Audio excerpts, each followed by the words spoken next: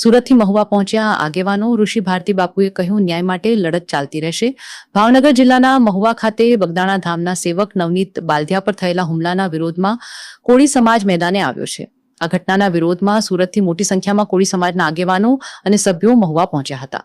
સુરતના કોળી સમાજમાં આ હુમલાને લઈને ભારે રોષ જોવા મળી રહ્યો છે. લગભગ 100 થી વધુ ગાડીઓના કાફલા સાથે સમાજના લોકો સુરતથી રવાના થયા હતા.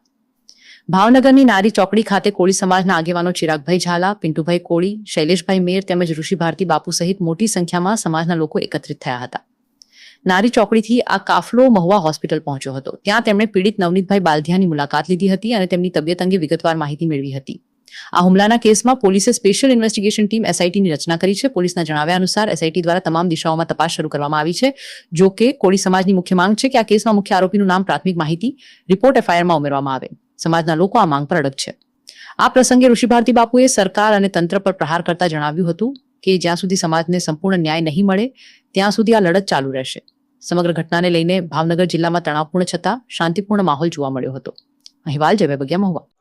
આપણા સમાજના જેટલા પણ રાજકીય આગેવાનો છે પક્ષ મૂકી બરાબર એક પાથરને બેઠા ને એક પાથરને રજૂઆત કરવા ગયા. એના માટે દિલથી વંદન અને તાળીઓથી વધાવી. બીજું એસઆઈટી ની રચના થઈ છે તો આપણે એને 2-5 દિવસનો સમય આપવો રહ્યો એટલે ત્યાં સુધી બધાએ શાંતિ રાખવાની છે. બીજું સમાજ વચ્ચે વચ્ચે ના ફેરવાય એ આપણા બધાની.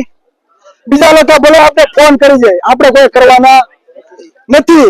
જો કોળીના દીકરા હોય ને તો તમારે કોઈ પણ ફોન કરવાના નથી. શાંતિ જાળવવાની છે. અમે નવનીતભાઈ હાઈવે છીએ. આપણે આગેવાનોએ નેતૃત્વ લીધું છે બરાબર. એનો આદેશ ન આવે ત્યાં સુધી આપણે રાહ જોવાની છે બરાબર. પછી આપણે નવનીતભાઈ માટે જે પણ કરવું પડશે આપણે તૈયાર છીએ. હાલો હાલો.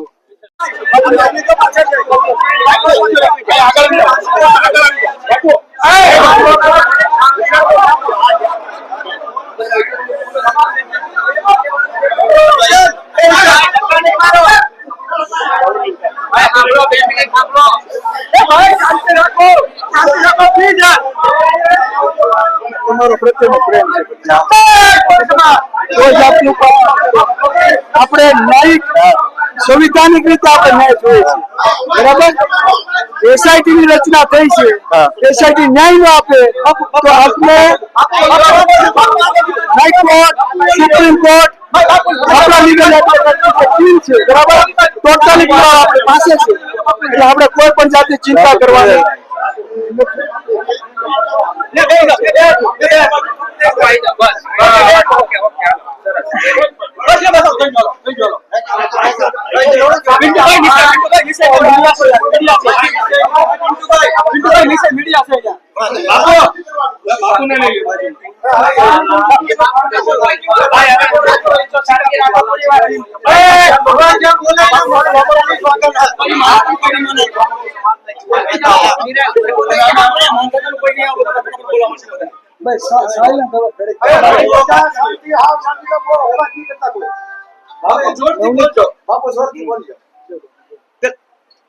નવનીત, જે અન્યાય થયો છે તારી સાથે, એ સીટની રચના થઈ છે તો તને વિશ્વાસ છે પોલીસ પ્રશાસન ઉપર ને સીટની રચના ઉપર?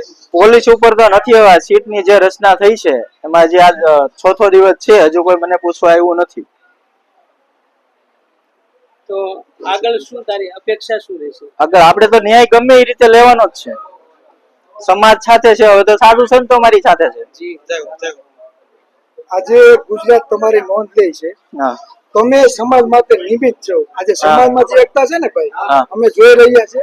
કોઈ બી પક્ષને સાઈડમાં મૂકી, એટલા બધા સંગઠનો છે સાઈડમાં મૂકી, સમસ્ત કોળી સમાજના નામે આજે તમે સમાજને એક કર્યા છે.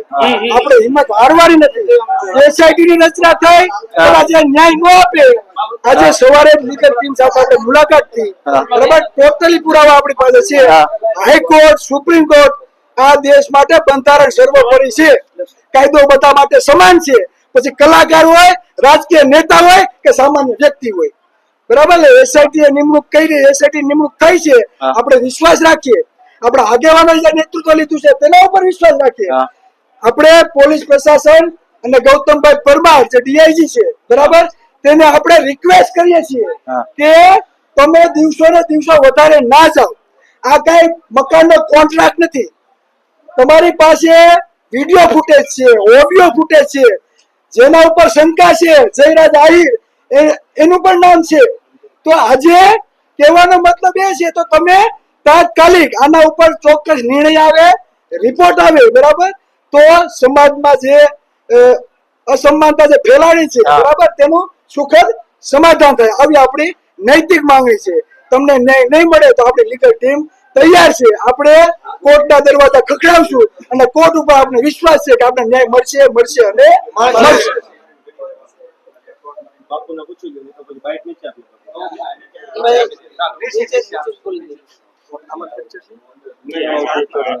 આપણે બધાએ પ્રાર્થના કરીએ કે લીગલી ટીમ છે કામ કરશે, પરંતુ જે પીડિત નવનીતભાઈ, એક તો હું તો એમ કહું મરદ માણસ છે. જ્યારે મેં વિડીયો જોયો ભલભલા માણસનું હૃદય દ્રવિત થઈ જાય, અને પોતાના ચહેરા ઉપર રેખા બદલી નથી. અને આજે નવનીતભાઈ એકલા નથી, ગુજરાતના સમસ્ત કોળી ઠાકોર સમાજ એટલે 2.5 કરોડ લોકો એમની સાથે છે, અને આખા વિશ્વમાં વસતા સમાજ એ પણ એમની સાથે છે, અન્ય સમાજના લોકો પણ એમની સાથે છે. અને જલ્દી ન્યાય મળે એવી આપણે આશા રાખીએ. हमारी एक मांग है जो न्याय नहीं मिलेगा तो हमारे एक हमें तैयार चाहिए। भारत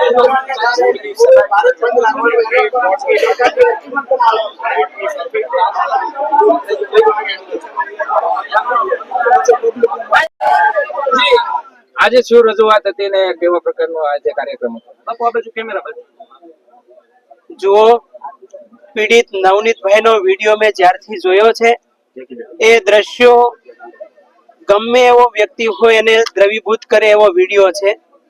અને એ લુખ્ખા તત્વો જે હતા એ પાછા વિડીયો બનાવીને અન્ય લોકોને બતાવે છે, ત્યારે એની હદ થાય છે.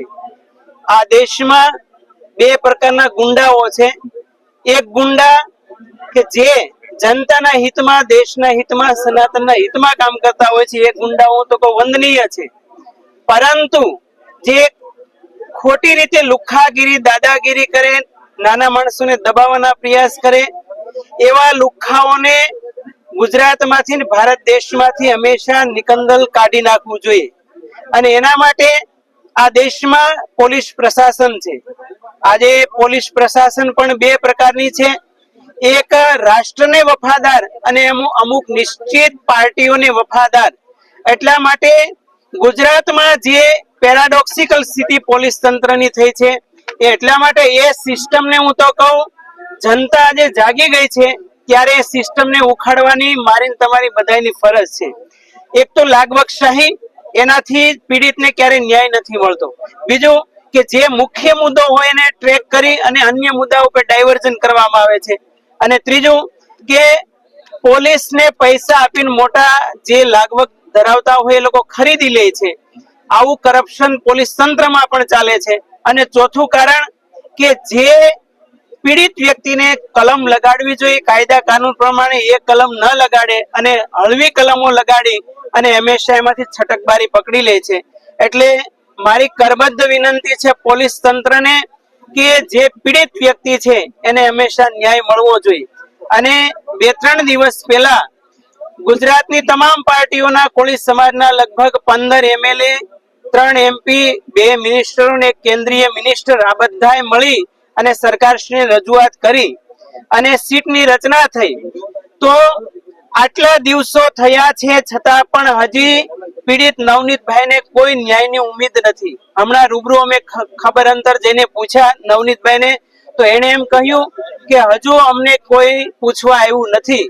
તો આનો અર્થ શું છે? એટલા માટે જ્યારે ગુજરાતમાં 1.5 કરોડનું પોપ્યુલેશન છે કોળી ઠાકોર સમાજનું, આખા વિશ્વમાં 26 કરોડનું પ્રતિનિધિત્વ કરે છે. આજે નવનીતભાઈ સાથે 26 કરોડ કોળી સમાજ એમની સાથે છે, ગુજરાતના 2.5 કરોડ લોકો એમની સાથે છે. એટલા માટે જો એમને ન્યાય નહીં મળે તો ભવિષ્યમાં જે યંગ જનરેશન તૈયાર થઈ રહી છે, જે યુવાનો છે એ બધા જાગી ગયા છે. એ જન આંદોલન હંમેશા એનું ચાલુ રહેશે અને અમે સીબીઆઈ સુધી પણ આગળ દરવાજા ખખડાવવાના છીએ અને ત્યાંથી કામ જો સિદ્ધ ન થાય તો યુનોમાં પણ આ મુદ્દો અમે લઈ જઈશું અને ગુજરાતની ભારતની ક્રાઇમની સ્થિતિ શું છે એની છબી એ વિશ્વ લેવલે પણ ઉજાગર કરીશું. જી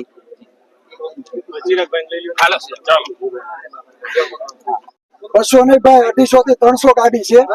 અને બીજું કે આજે નવનીતભાઈ નિમિત્ત બન્યા છે, અમને બહુ જ આનંદની લાગણી, ખુશી વ્યક્ત થાય છે કે દરેક જે આગેવાનો છે પોતાના પક્ષ ભૂલી, પોતાના સંગઠનો ભૂલી આજે સમાજમાં જે એકતા બતાવી છે ને એ કોઈક અનેરો ઉત્સાહ છે. આજે તમે જોયું હશે અહીંયા અમારી એન્ટ્રી થઈ અને જે અમારા ભાઈઓ જે અમારું સ્વાગત કર્યું છે એ બદલ તેનો દિલથી આભાર માનું છું. ખાસ નવનીતભાઈની જયારે વાત આવે ત્યારે કહેવાનું એ થાય કે આ જ્યારથી બનાવ બન્યો છે, ઉદ્ભવ ક્યાંથી થયો કે પોલીસ પ્રશાસન દ્વારા એના અધિકારીઓ દ્વારા અજાણ્યા શખ્સો આવું લખી આરોપીને છાવરવામાં આવ્યા. તો તે પીઆઈ બેનને માત્ર ઘરે બેસાડવામાં આવ્યા, તો એના ઉપર ગુનો દાખલ કરવામાં આવ્યો નહીં.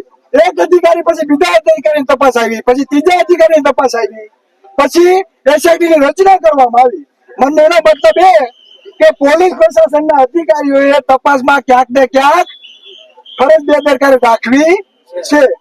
પોલીસ પ્રશાસનના વડા ગૌતમભાઈ પરમારને હું કહેવા માંગુ કે અમને તમારા ઉપર વિશ્વાસ છે.